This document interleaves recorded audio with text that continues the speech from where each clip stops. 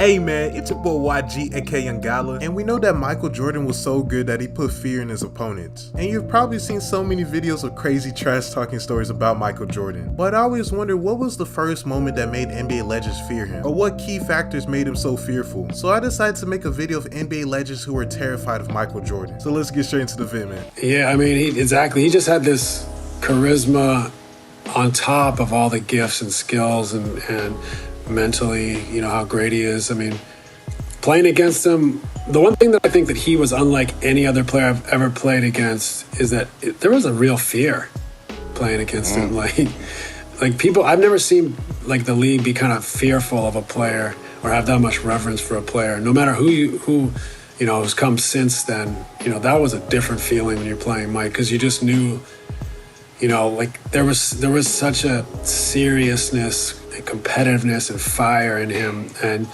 you know there was a fear with how that was going to manifest itself potentially on any given night. So he was.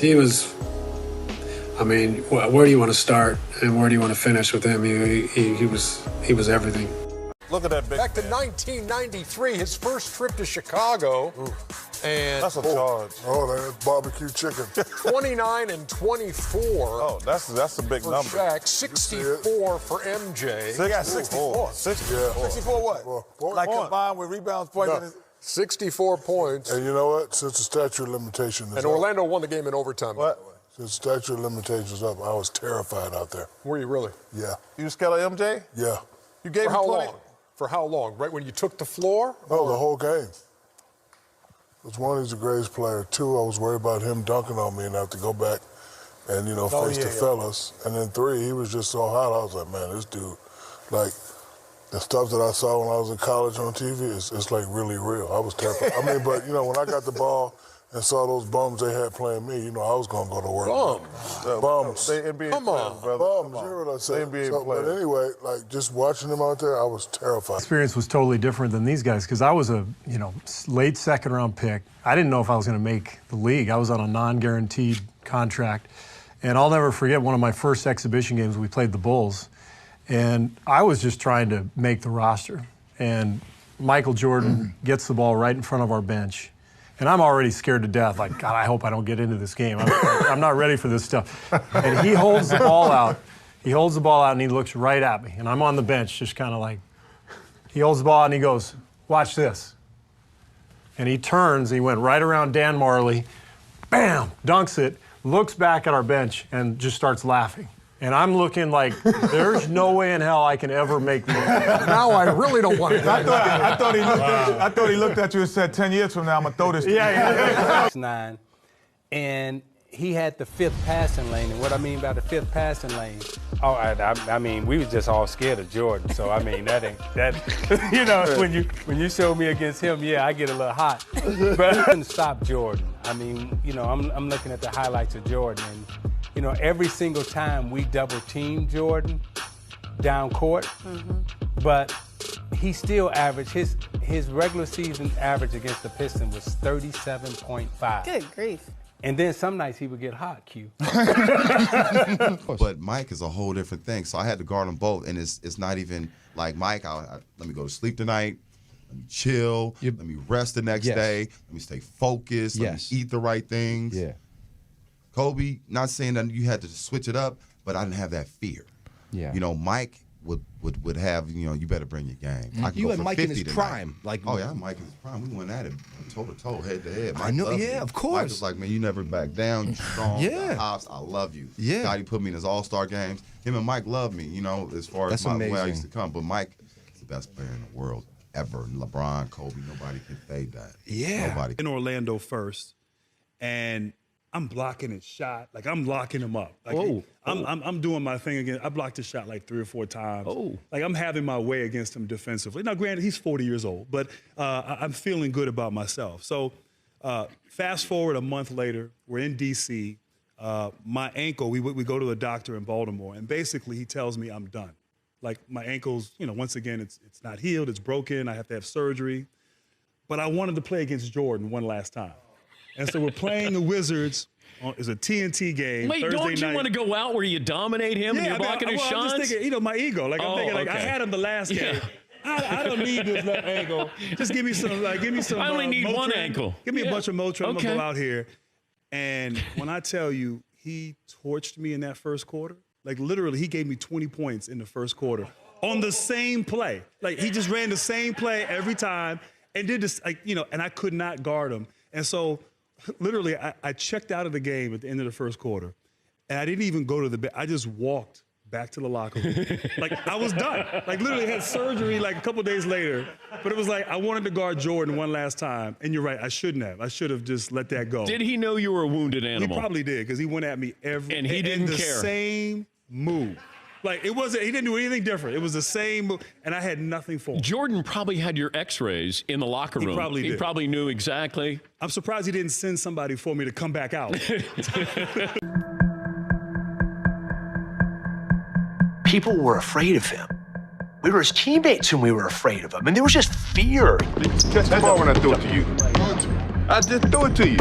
Ignore this guy. He's coming through, but he's overplayed. The fear factor of MJ was so thick. Yeah, let's not get it wrong. He was a jerk. He crossed the line numerous times. But as time goes on and you think back about what he was actually trying to accomplish, you're like, yeah, he was a hell of a teammate. He was pushing us all to be better because he wanted to win. When I was a rookie, my very first game playing against Michael Jordan and the Bulls. Oh. And we had a guy named Greg Minor guarding him.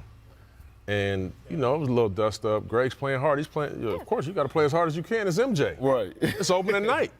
My mom at home watching, the kids watching, everybody watching. So they got in a little scuffle. MJ's going to the free throw line. And he looks at Greg and he says, I should make you take my shoes off. I looked down, I didn't even realize it. I looked down and he got the Jordans on.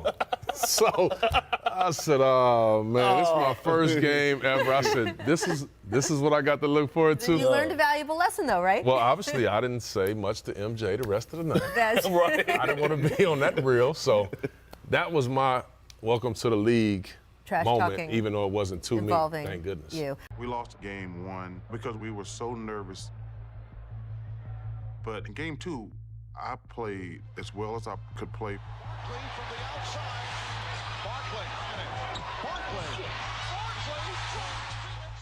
And Michael just outplayed me. That was probably the first time in my life that I felt like there was a better basketball player in the world than me, to be honest with you.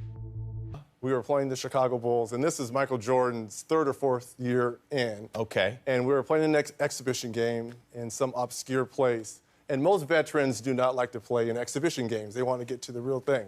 I'm a wide-eyed, energetic rookie, and we're playing this exhibition game, and Michael's going through the motion. And Chuck Person, who's on my team, who's a trash talker as well, is like, can you believe Michael Jordan, the guy everyone's talking about, who's supposed to be able to walk on water, you're out here killing him, Reg. This is in the first half. He's like, you should be talking to him. He's like, you're right, Michael. Who do you think you are? The great Michael Jordan? That's right. There's a new kid on town, right? Kind of looks at me and starts shaking his head. So at half, I have 10, and he has 4 points, right? And I'm doing all this talking. He's like, okay. Into the game in the second half, he ended up with 44. And I ended up with 12. So he outscored me 40-2. And as he's walking off, he's like, be sure and be careful, you never talk to Black Jesus like that. Okay, I'm so sorry. I'm so sorry, Black Jesus. So we got the Chicago Bulls coming in town, and unfortunately, I got a sprained ankle.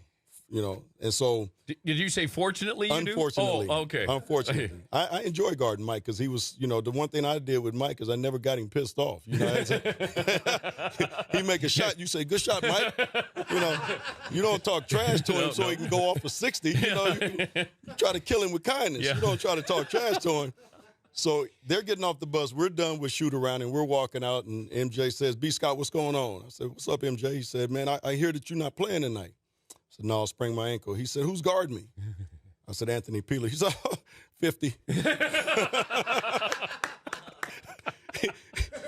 So I told Anthony Peeler, listen, MJ, He's probably gonna go for about 50 tonight on you. So just don't piss him off. You know, just be cool. He ended up with 54. He was everything. I actually told this story to Chris Middleton. My rookie year, I'm guarding him, and I can just, my heart's about to come out of my chest, and I'm just praying that he just shoots a fadeaway jump shot. But he decided to go baseline, and when he went to jump, all I could think about, this cannot be a highlight. And he just did like a little reverse layup. And as he came down and started running back, he just looked back and winked at me. And I thought, oh man, this could be a long night. So guys, I hope you enjoyed the video, and tell me, what is your favorite Michael Jordan moment? So make sure you like, share, subscribe, and show love to the YG gang, and I'm out.